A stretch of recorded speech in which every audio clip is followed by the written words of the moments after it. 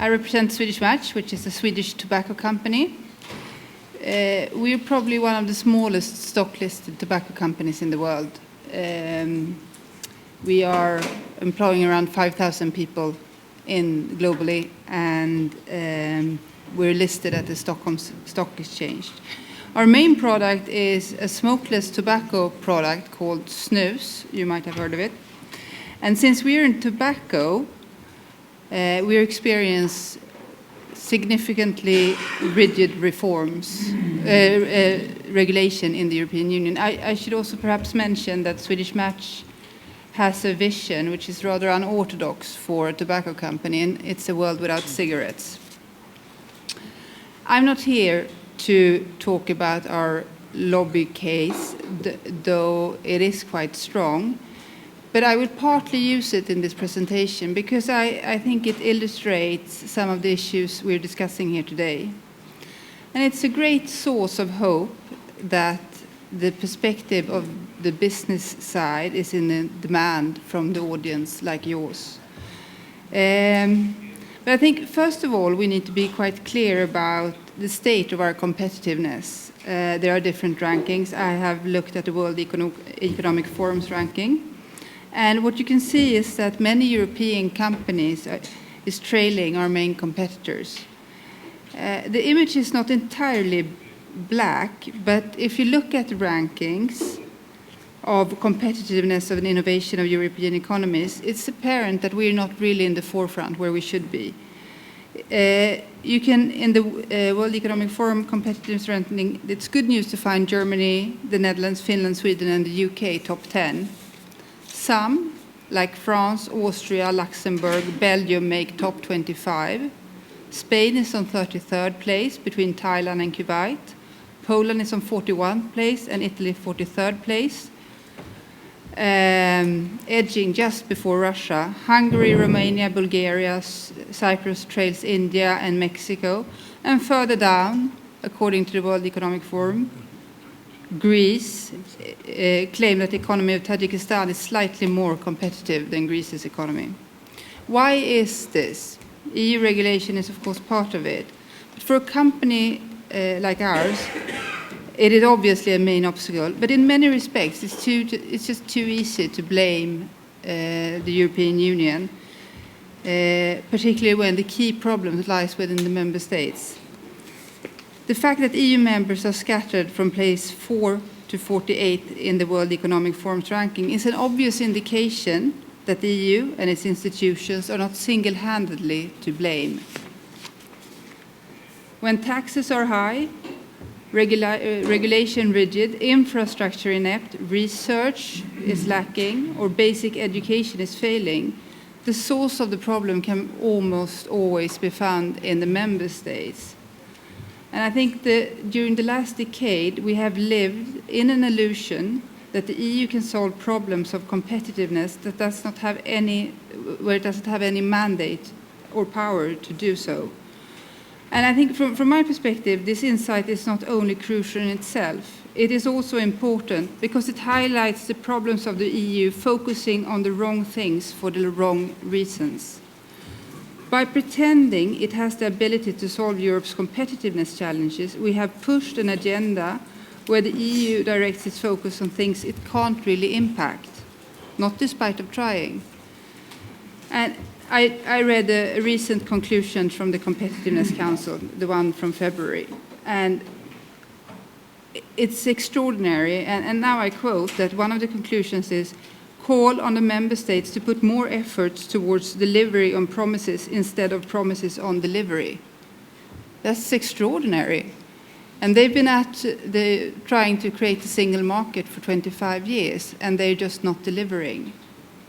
And personally, I believe that this is a core of the problem. And that's something perhaps that we in the business sector should reflect a bit about, that we should perhaps do more efforts to lobby at home to take the single market forward in the member states. And maybe that's something that it's relevant also from a European Parliament perspective or institutional perspective, the fact that you make legislation which potentially sometimes is good, but then when it gets to the member states, it doesn't go anywhere. But of course, there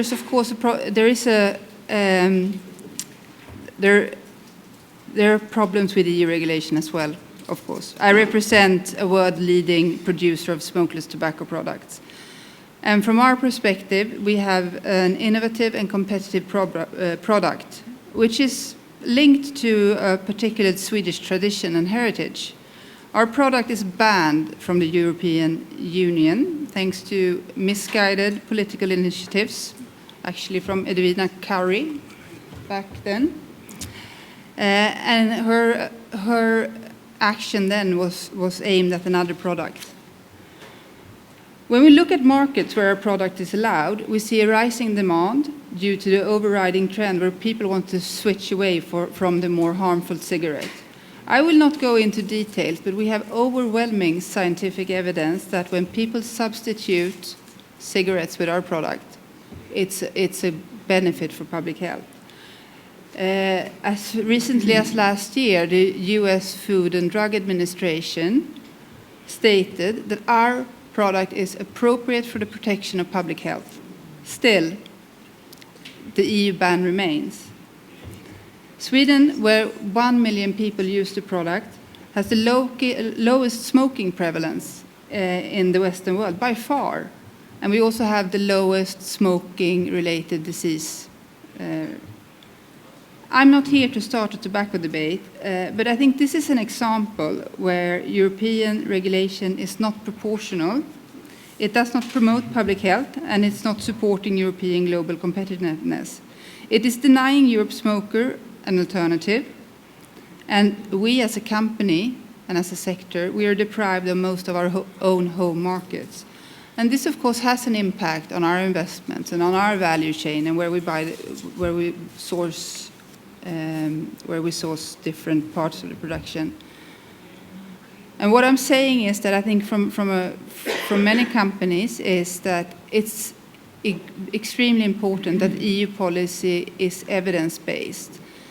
And what we have seen in our case, and I'm sure it's the case for many other sectors too, we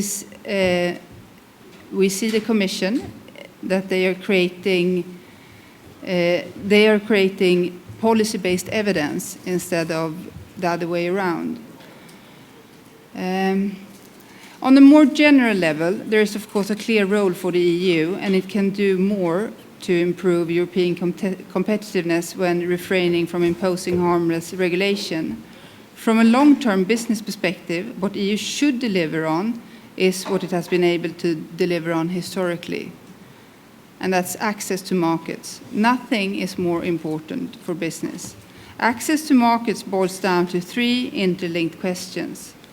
How is access within the common market secured? How is access to external markets secured? And how is the international market regulated in a way that promotes innovation and competitiveness? This is what the EU should focus at, and where it can have a substantial impact. Unfortunately for our business and many others, the internal market regulations come with significant additional burdens, and we have not even touched upon the areas where the single market has not yet been realized, and neither on the gold plating of legislation that national authorities are keen on. I think this is the great challenge for EU legislation today. But it's easy to be pessimistic, and Europe is trailing behind, and one piece of bad news is following another. But we should not forget that the single market is the golden egg of the EU goose, and it has led to increased prosperity, more jobs, lower prices, more choice, and a freer labor market. So what the European Union should do is to focus on what it's best at. And if we clearly communicate the responsibility of member states to deliver on promises rather than promise on delivery, I believe the EU can pursue an agenda that is focused on improving the competitiveness of Europe in areas where it has real impact. By dismantling barriers and giving access to market, by promoting trade, and by creating consistent, evidence-based and fair regulation based on proportionality and non-discrimination. So, if the member states get their act together and if the EU legislation is better or smarter, there will be European competitiveness in the future. Thank you.